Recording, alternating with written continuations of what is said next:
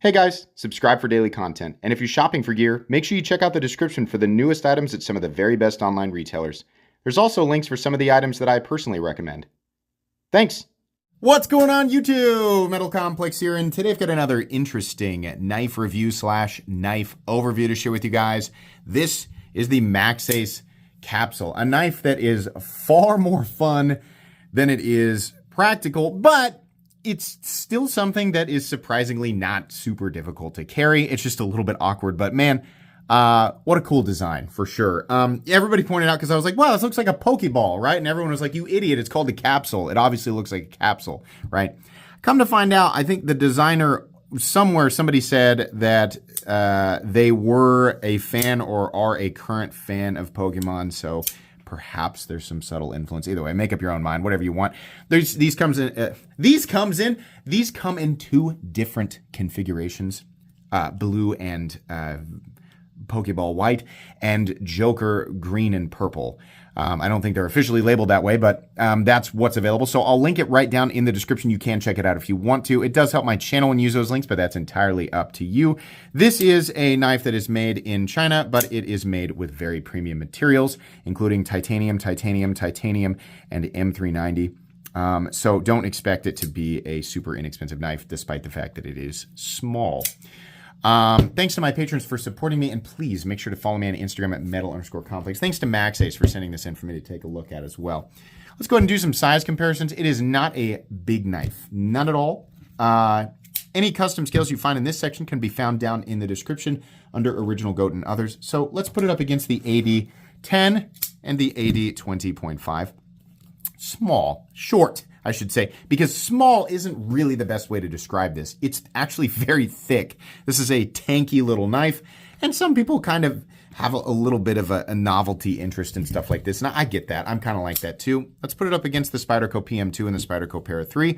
Once again, short. However, cutting edge length, very similar to the Spyderco Para 3, just slightly shorter, despite being a much shorter knife overall. Finally, let's put it up against the Benchmade Griptilian, or in this case, the Ritter Hogue and the Hogue Deca. You guys get it. It's small. How's the action on this knife? Usually, I am not the biggest fan of front flippers. Truth, I'm not the biggest fan of front flippers, and I'm definitely not a big fan of front flippers on shorter knives. Why? Because I already feel like I'm in a position with my hands where it's not super natural to deploy the blade this way with a front flipper. I can do it, but it's nowhere near as natural as deploying a knife that has a thumb stud. It's just easier, much more natural. Same way with like a Spidey hole. It's just it just comes more naturally to me.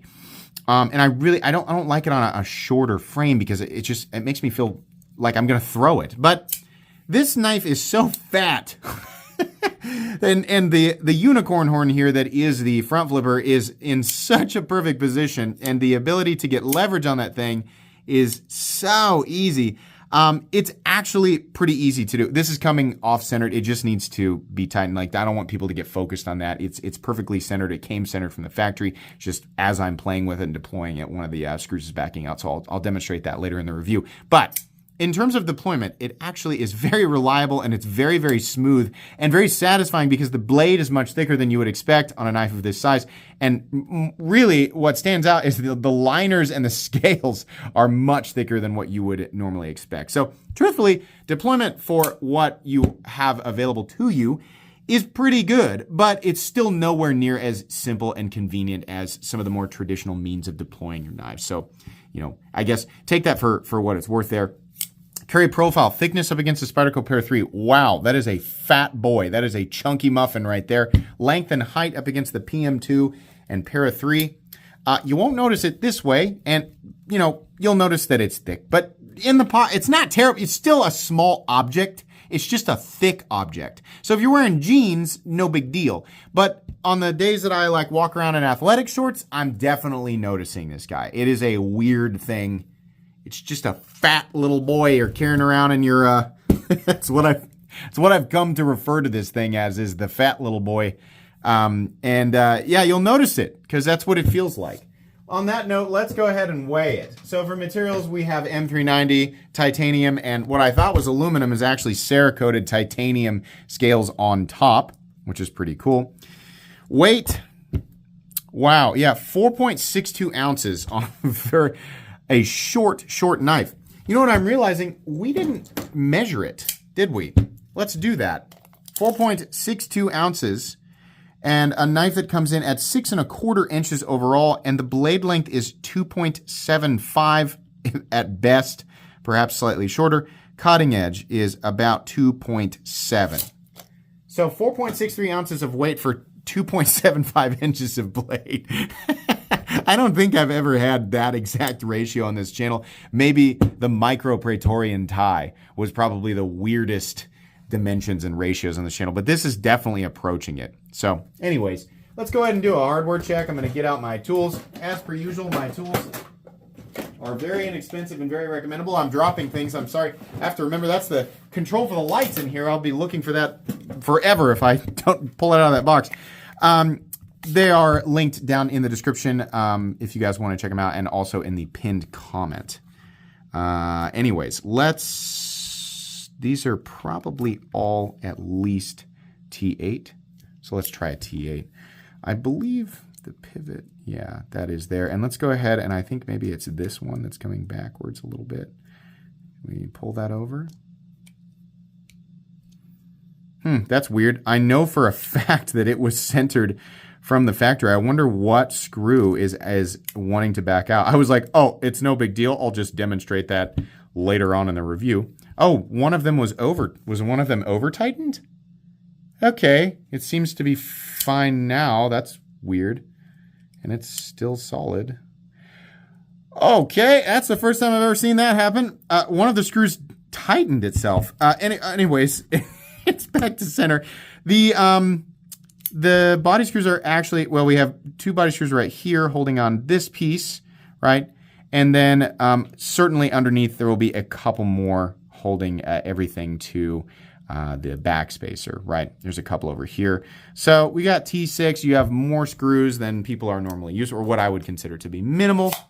This is still a very simple construction, right? You have scales, you have a thick titanium liner, and you have screws going into a back spacer. So this is what we call sandwich construction. Not difficult to take apart. As long as you have the right tools for the job, you should be good to go.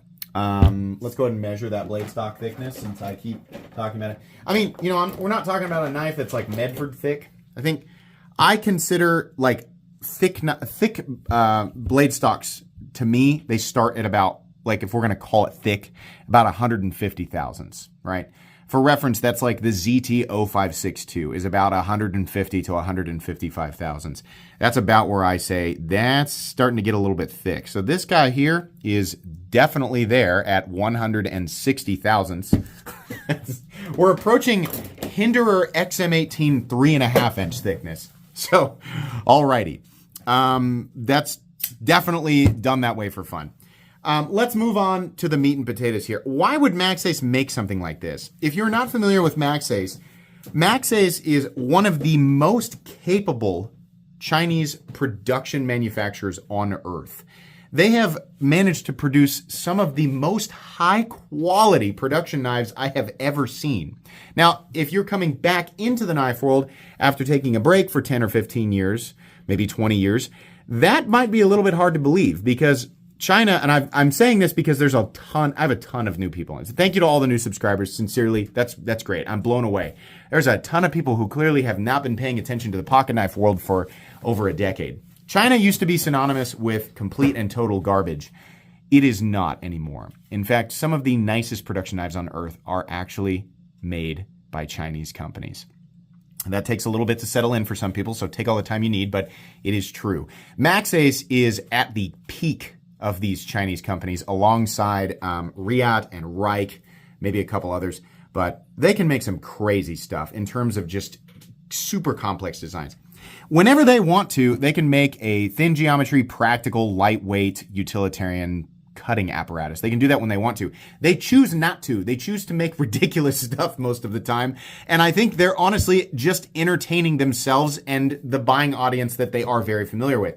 Maxace clearly knows who likes their stuff. They are very active in the community. I don't know that they talk a lot, but they definitely watch videos. They definitely hear feedback, and they produce wild and crazy things for people who specifically want wild and crazy things. This isn't the craziest thing in the whole world, But I think a lot of people would look at this and just assume that Maxace is a company who doesn't know how to make a knife. They know how to make a knife. They're just entertaining themselves and making weird stuff every now and then. So the thickness is not on accident. It is absolutely on purpose, even though it hinders the user's ability to conveniently carry the object. It sounds like I'm being really dramatic. It's obviously not a massive object. It's still a small object, and 4.5 ounces isn't that big of a deal. The average cell phone with a case probably weighs the same or more. The edge is thick, for sure. It's thick behind the edge. We still got a curlicue there, but you can see the edges are lifting. Now, cutting a piece of paper, as people love to point out, it doesn't really prove anything, but I can tell you that what I generally look for when I'm cutting a piece of paper is it slicing, or is it like dividing and rolling the edges of the paper over, which is usually a sign of a really thick edge. And it's more so doing that. Now, that's fine. It will still cut. It will still poke. Nowhere near as easily as something like, a Spyderco PM2 or what's another good one? I guess the Ontario Rat. A lot of people consider those knives to be a little bit thick behind the edge. So just know what you're getting into. It's also a bit of a Tanto. We have, I guess, people get mad at me for not saying Tanto. I say Tanto on purpose because people whine about it. It's a lot like when people tell me that shaman is not actually pronounced that way. It's pronounced shaman. I've been doing it for almost 5 years. I can promise you I'm going to keep doing it. I'm sorry if that bothers you. But is this a Japanese Tanto or an American Tanto? I don't know. It looks more Japanese to me. But the point is that we have a straight edge and then it turns into belly. But it is you're going to be setting your sharpening thing to different angles, or if you do it by hand, then no. But you're going to have to adjust your sharpening method depending on which edge you're sharpening. So over time, it's going to look a little bit goofy, right? One thing's for sure, though, that blade, despite being made out of a steel that's not known for toughness, and that's M390, we can see it right there, that is definitely a robust boy. Wowzers. Not a blade steel that is going to, not a blade that's going to snap or break. In fact, I think you're more likely to bend the pivot out if you're, abusing the knife, which you definitely shouldn't do.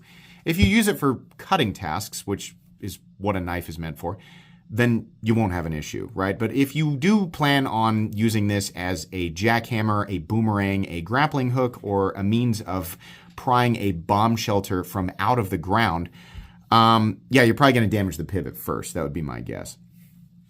I believe Maxace is heat treating the M390 right around 60, which is acceptable. But some companies, including Maxace, have hit it a bit low in the past. So you might want to check that. I think Maxace is bringing their hardness up a little bit after some community feedback, which is preferable. The geometry of this blade is not going to allow M390 to perform at its peak. Even if it is Rockwell hardened to 64, it's still just a super thick blade, and it's not going to outperform at the same hardness, same steel at a thinner geometry, one that's better accentuates cutting performance. But that's what we're looking at there. Blade is a bit of a two-tone. We've got some media blasting here, and then it looks like maybe a tumbled finish on the flat. Honestly, it's pretty cool looking, right? That's going to be just more preference than anything else. We have some jimping up here, which is great if you're going to do work that requires you to put your thumb right there. This is a very thick, technically a liner lock, and it does have a steel lock bar insert, which is cool. Maxace typically does a pretty good job with these. I don't really worry that their locks are not going to hold up under normal use, right? Now, obviously, if you're going to, put the handle in a vise and beat on the spine of this with a sledgehammer, it's probably not going to hold up. But under normal use, it will. Something else I really like, I just find it satisfying, the blade stops are garaged, meaning they actually slide under the frame, both in the open and closed position. Not completely, but they kind of nest right there, and it's cool. This can be a little bit of a, stuff can really get into the pivot kind of area. Yeah, compressed air will blow it out usually. A little bit of hot water and soap isn't bad for your knife. Just make sure that it's blown out. And if you need to take it apart to dry things off, then you can do that pretty easily there. Most importantly, the locking face is housed completely underneath everything. So dropping this, a good example of the wrong way to do it would be like the Medford Marauder, where the locking face actually protrudes past the frame. So if you were to drop the knife straight down and ding that up on concrete or something, that will mess up the lock face. That'll mess up the knife's ability to lock, but not in this case. The Cerakote looks really, really good. And as much as it's supposed to look like a capsule, it just looks like somebody took a Pokeball and squished it. That's just what it looks like to me, especially with this little black divider right there, which, by the way, people pointed out to me, you can put a little piece of tritium in there if you want to. So that's kind of cool. I'm glad that they did that. Let's see. A fit and finish all the way around is perfect. That's just Maxace for you. They generally do a really good job with fit and finish. I've never handled a Maxace that had a goof up somewhere, so looks nice. Simple backspacer with a lanyard hole there. Just, man, those titanium liners are thick, just super thick. It looks like you could flip the pocket clip over to the other side. It will be at a different angle. I mean, if you flip this, it's not a symmetrical clip, so it'll be at a different angle, and it'll also be sitting right on top of this scale. Over here, it's actually nested, which is why it only needs one screw. You flip it over, you've got one screw, nothing that is holding the pocket clip captive, so it's going to be wiggling all over the place. So I think it's safe to say this is a right hand only knife. I do not like the little tiny ball bearings. The bigger ball bearing clips are not so bad. This is super pinchy. The biggest issue I had carrying this was just getting it in and out of the pocket, right? To my knowledge, the clip is titanium. I can actually just check that real quick with the magnet. Yeah, titanium. It's only wanting to grab the screws there. So it's going to be a little forgiving, right? You probably could bend it back just a little bit, but I don't know. I'd be careful with that. It's just very pinchy, and there's just a flat bill that comes off the edge, and it's not an ideal clip for me. Maybe it is for you. Lockup is completely and totally solid. There is absolutely zero lock stick. Technically no double clutch, but there's no safe area to let the blade drop down to your finger, so I wouldn't do that, right? Just disengage, maybe two-hand disengagement. It is a shame that we can't use the fuller for deployment, but it does look cool in the closed position with most of the blade seated inside of the frame. No lock stick, no pivot lash, incredibly smooth, and a nice appropriate detent considering it is made to be front flipped. What's the price? Wow, it's $223. Maxace has made some really incredible stuff with some really nice materials for substantially less. And while we are looking at quite a bit of titanium and quite a bit of M390, considering it's a smaller knife, the price tag is weird to me. I really thought that I would look this up and it would come in at like $175 or $180 or something like that. But I think that's going to be the thing that holds most people back. It's really hard. Like, the people who like Maxace stuff generally have no problem forking over a lot of money for the ridiculous things they make, because a lot of those things are just, it's not only, overly complex and like extremely well executed in terms of manufacturing accuracy, but it's just ridiculous, right? That's what people are buying. This is just a short, fat little knife that looks like a pill or a Pokeball. And the crowd of people who's ready to pay $223 for that is pretty small. I think it is, if we take away like who it's for and all of that and how much you like it, and I try to put like a real value on this thing versus competition, like considering things that actually count when we're looking at the final price tag. Yeah, about $175, $180 is kind of what I expected it to be at. And there's no shortage of people who will say that right there is way too much money, but okay. As somebody who's handled like thousands of knives from every corner of Earth, judging Maxace against their general competition zone, I think this should have been at just a little bit less. But if you like this, like if you're just like, man, I love ultra premium production knives that are made out of M390 and have thematic elements, and I want them to be small and thick. This is for you. But that's very few people, right? It is a little bit inconvenient to carry. It's a little bit awkward. You'll definitely notice it if you're not somebody who wears jeans all the time. And that pocket clip, while it is short, and that's something I usually praise knife designs for, it's just not my favorite in and out of the pocket. Ergonomically, it feels exactly like you'd think. It's like you're holding a little brick. Nothing is sharp, but it is just so thick. It's just immediately just a weird object to hold. And no guard. Nothing keeping you from accidentally running your finger up on the blade if you're not paying attention. More novelty, right? More very, very niche collector enthusiast, but you can still use it. It's not a delicate item. I think that the audience for this knife might not be massive. Though, I don't know. You never know, right? That's my take on it. It's cool. Not my favorite thing in the whole world, but it is weird, and Maxace is known for being weird. So this is definitely a Maxace thing. That's pretty much it. Wow, that ran on for 20 minutes. Thanks again to Maxace for sending this in. I'll have links for it down in the description. Please make sure to follow me on Instagram at metal_complex if you enjoyed this video. Leave a like if you'd like to check out my other content. I do, of course, have lots of videos of knives that are either expensive or inexpensive that I do or don't like, so check those out. And if you enjoy all my content, go ahead and click on that Metal Complex logo right there and subscribe because there's definitely more coming. Thanks again for watching, everybody, and have a great day.